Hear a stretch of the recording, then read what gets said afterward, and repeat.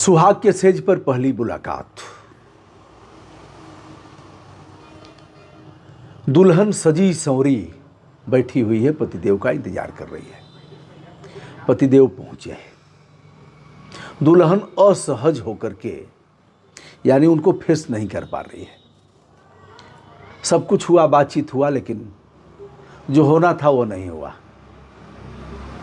दूसरा दिन हुआ, अगला दिन आया, ऐसे ही बात आगे यह क्रम बन नहीं पाया। मामला टलता गया। पतिदेव को लगा कि ठीक है, शर्मा रही है बेचारी, आज नहीं कल ठीक है, अभी माँ बाप को छोड़ करके आई है, थोड़ी असहज है, उनकी याद आ रही है। कुछ ऐसे ही दिन महीने, साल तो नहीं बीते, दिन महीने साल गुजरते जाएंगे, देखेंगे, देख लेना। महीने गुजर गए। बाद में पता लगा कि यह दुल्हन नहीं है, यह महिला नहीं है। अब क्या हो सकती है? ट्रांसजेंडर है, जिसे लोग देहात में हिजड़ा बोलते हैं, यानी तृतीय लिंगी है, जिसे मान्यता भी मिली है और फिर उनको अधिकार भी मिला है। दोस्तों, तमाम न्यायालयों ने इनके लिए बड़े बड़े विनिश्चय प्रतिपादित किए हैं। इन्हें भी सम्मानजनक ढंग से जीने का अधिकार है। राइट टू लिव, जो संविधान के अनुच्छेद 21 का प्रमुख भाग है, एक तरह से आत्मा है राइट टू लिव। अब पतिदेव को पता लगता है किसी तरह से, कितना दिन बीतेगा, बीते बीते पता लग गया। पतिदेव ने माथा पीट लिया। वैसे अपने मित्रों को उन्होंने अच्छी पार्टी भी दिया था। दुल्हन ऐसी थी कि जयमाल वगैरह जब होता है तो उस समय देख करके लोग खुश हो गए। मित्रों ने कहा, यार कहाँ से कैसे देखे थे, भाग्य की बात है, किसको कैसी मिल जाए। दुल्हनिया अच्छी थी और दुल्हनिया को इन्होंने पहले भी देखा था, बातचीत भी हुई थी। बातचीत के दौरान सबने पसंद किया था, शादी हो गई। सारे सपने चकनाचूर हो गए जब पति ने प्रतिरोध जताया। कहा, तुम अपना रास्ता नाप लो, हमारे साथ धोखा हुआ है और यह धोखा ठीक नहीं है, किसी के साथ भी ऐसा धोखा नहीं करना चाहिए। हम बच्चा पैदा कैसे करेंगे, हम फिजिकल रिलेशन में आनंद प्राप्त कैसे करेंगे, जबकि यह हमारा दोनों ही मौलिक अधिकार है, आनंद प्राप्त करना, सांसारिक जीवन का, भौतिक जीवन का और फिजिकल रिलेशन का, वो हम प्राप्त कर नहीं पाएंगे।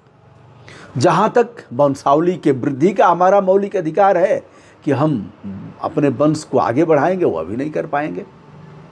तो देखो, अपना रास्ता नाप लो, जो हुआ सो हुआ, हम किसी से बता भी नहीं पा रहे हैं।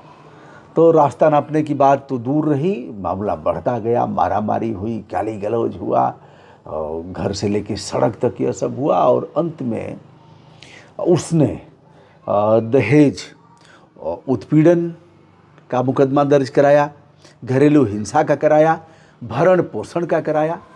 पतिदेव परेशान, करें क्या। अंत में पतिदेव ने उच्च न्यायालय का रुख किया। उच्च न्यायालय में दलील दिया कि लैंगिक पहचान निजी मामला हो सकता है हुजूर, और अनुच्छेद 21 का यह मुख्य भाग है कि हमें सांसारिक सुख मिले और हम बच्चा भी पैदा करें। इस दोनों सुख से हम वंचित किए गए, नंबर 1। नंबर 2, हमारे साथ फ्रॉड प्ले किया गया है, यह बताना चाहिए, परिवार वालों ने नहीं बताया और हमें धोखे में रख करके इस तरह की शादी किया। हुजूर, हमारी जान बचाइए। मामला गया निचली अदालत में। निचली अदालत के न्यायाधीश ने देखा। देखने के उपरांत सब कुछ दलील सुना। इन्होंने मांग किया कि साहब, मेडिकल बोर्ड बैठवा करके हमारी बात ऐसे मत मानिए, मेडिकल बोर्ड बैठवाइए और जांच कराइए, लिंग परीक्षण कराइए वैज्ञानिक आधार पर, और साहब हमें न्याय दीजिए। निचली अदालत ने उस मामले को खारिज कर दिया। अब यह मामला जाता है दिल्ली के उच्च न्यायालय में। दिल्ली के उच्च न्यायालय में यह मुकदमा आयोजित हुआ, मुकदमा चल रहा है। इस पर 2-3 चीज़ें आपसे जानना चाहूँगा। प्रश्न नंबर 1, क्या लड़की पक्ष, लड़की कहें या फिर ट्रांसजेंडर पक्ष को, क्या यह बात छुपानी चाहिए थी?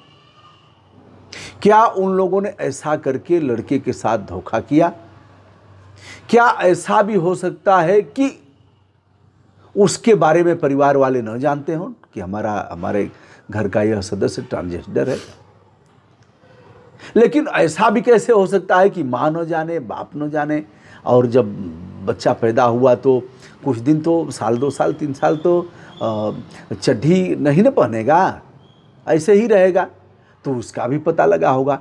तो क्या उस परिवार ने जो धोखा किया है उसके लिए कार्रवाई होनी चाहिए, या फिर पतिदेव को नियति मानकर कि जो हुआ भगवान की इच्छा थी, जैसे हम लोगों की शादी वादी हुई थी तो देखने कोई थोड़ी गया था, उस समय देखने का प्रचलन नहीं था। उसके पहले भी अगर जाएंगे तो बाबा लोग शादी देखते थे, नाई और पंडित दोनों जाके शादी देखते थे, जो कहते थे वही फाइनल हो जाता था।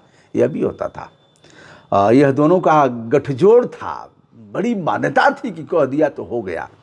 तो हमारे समय में भी देखने उखने का प्रचलन नहीं था, ये तो बाद में ना होने लगा कि फेस कटिंग ऐसी है और सब कुछ है, थोड़ा चेहरा दबा हुआ है, थोड़ा ओठवा जो है ना वो पतला पतला नहीं है, वह जैसे तोता का रंग होता है उसका ठोर, वैसा नहीं अब न हो गया है।